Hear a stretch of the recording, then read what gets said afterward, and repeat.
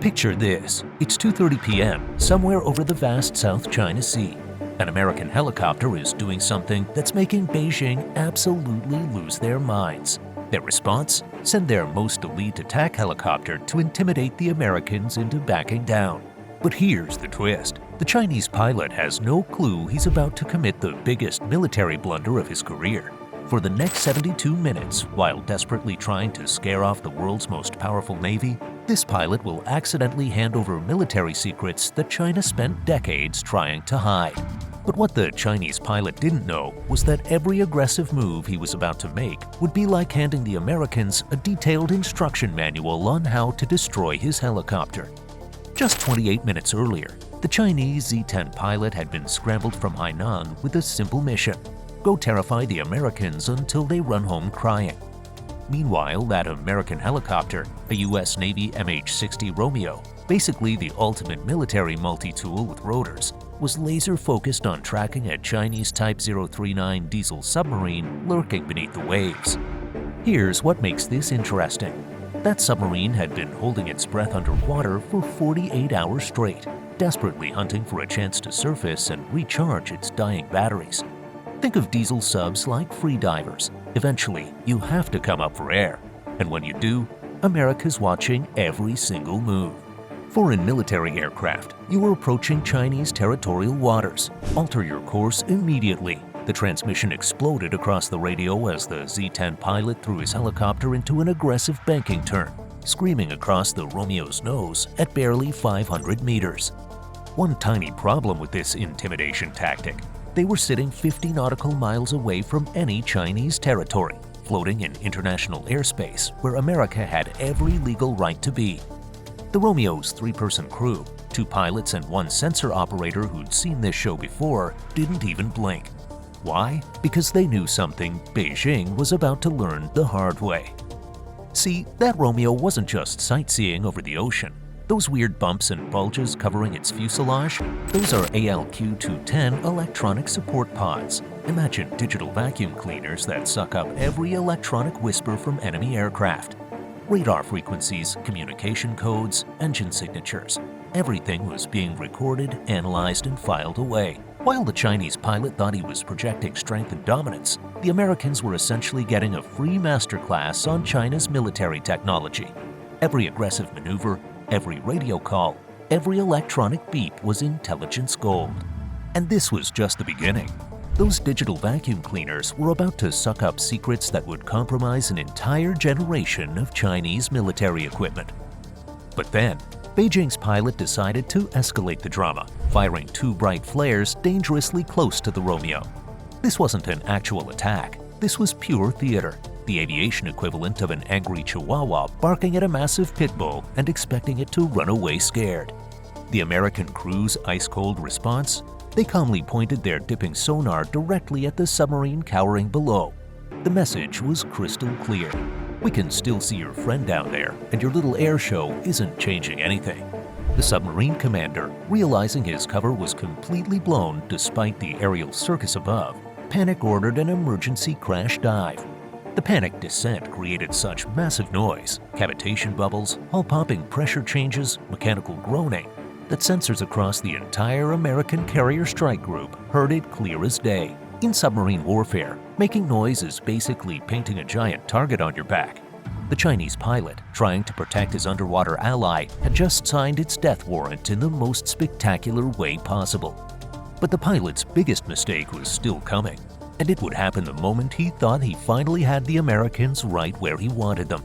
But Beijing's pilot was about to discover that his nightmare was just getting started. At exactly 2:48 p.m., after 18 minutes of failed intimidation tactics, the Chinese pilot finally thought he'd scored a victory. His fire control radar locked onto the Romeo with a satisfying warbling tone in his headset. He could finally simulate taking a shot. That confidence lasted exactly 3 seconds. That's how long it took the Americans to stop laughing and casually flip a single switch.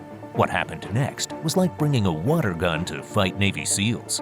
Completely hopeless and utterly embarrassing. A nearby EA-18 Growler, America's electronic warfare monster, suddenly started blasting the Z-10 with concentrated electromagnetic energy using its ALQ-99 jamming pods. In one terrifying instant, the Chinese pilot's radar screen transformed into complete chaos.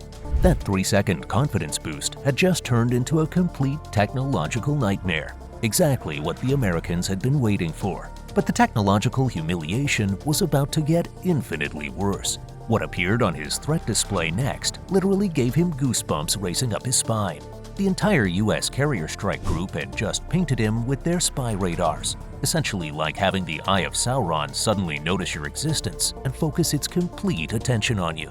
The desperate pilot tried everything he could think of, switching frequencies frantically, cranking his radar power to maximum, even turning his entire system off and on again like rebooting a frozen computer. Nothing worked. Nothing even came close to working. The Romeo's electronic warfare suite operates across multiple frequency bands simultaneously, creating what military specialists call full-spectrum dominance, or what Chinese pilots apparently call, "Oh no, we're completely screwed." Meanwhile, the American crew remained so impossibly calm, they were probably discussing weekend plans and what to grab for lunch later. By this point in the encounter, the Z-10's warning panel was lighting up like a Christmas tree. The flight controls were becoming increasingly unresponsive and mushy. The helicopter was literally on the verge of flying itself to pieces from the sustained stress. The Chinese pilot could feel the control stick fighting against his inputs, but retreating now would mean facing a military court-martial for cowardice. He switched all the screaming warning alarms to silent mode and pushed his helicopter even harder for one final desperate maneuver. He attempted to achieve radar lock 14 separate times. Each failed attempt was like Christmas morning for American electronic warfare specialists. The Romeo's systems carefully logged every frequency hop, every pulse pattern, every desperate attempt to burn through the jamming.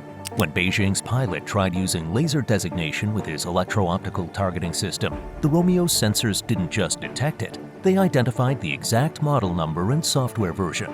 This meant America now knew how to jam not just this specific helicopter, but every Chinese vehicle using identical systems across their entire military. One helicopter encounter had just compromised an entire generation of Chinese weapons technology. But the most devastating intelligence loss was still unfolding, and it was happening every time the pilot opened his mouth to radio ground control. The stress on the Z-10 systems was becoming visually obvious now.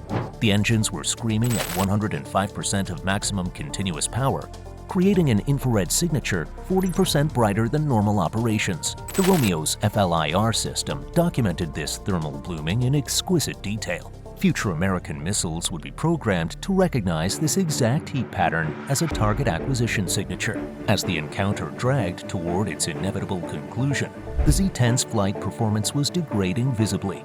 Hydraulic pressure was dropping from overheating components, transmission temperature was climbing deep into the danger zone, and flight controls were becoming sluggish from overtaxed servo systems. The helicopter was literally defeating itself through mechanical overexertion and poor engineering tolerances. At exactly 3:42 p.m., the Chinese pilot watched helplessly as the Romeo's dipping sonar splashed into the water again with mechanical precision. The submarine far below was still being tracked with perfect accuracy. After 72 minutes of aggressive maneuvering, despite jamming attempts and dangerous proximity flying, he hadn't moved the Americans a single inch from their position. The American crew had just accumulated 72 minutes of absolutely priceless intelligence data. Electronic warfare systems would now know exactly which frequencies to target for jamming. Future missiles would know precisely where to aim for maximum damage. Tactical computers would know exactly how to outmaneuver Chinese helicopters in aerial combat. This single encounter had just handed America a complete technical manual for defeating an entire class of Chinese military aircraft. The message to China couldn't be clearer. Maybe stick to manufacturing knockoff smartphones. If you want to dive deeper into other war stories with enemy nations, check out our video, How One Ukrainian Drone Sank Russia's Most Advanced Warship. Link in the description below.